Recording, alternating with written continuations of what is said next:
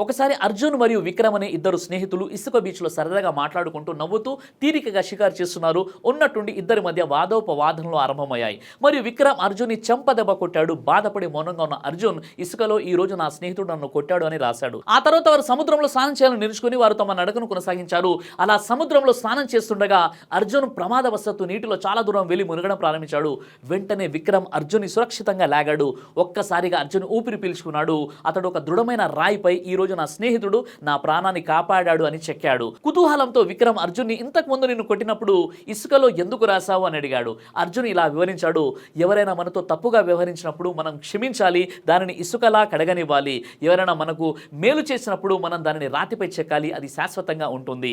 అర్జున్ తెలివితేటలకు విక్రమ్ ఆశ్చర్యపోయాడు. ఈ కథ యొక్క నైతికత ఏంటంటే మనకు చెడు చేసే వారిని క్షమించాలి, మనకు మేలు చేసిన వారిని గుర్తుపెట్టుకోవాలి మరియు ఆదరించాలి అని.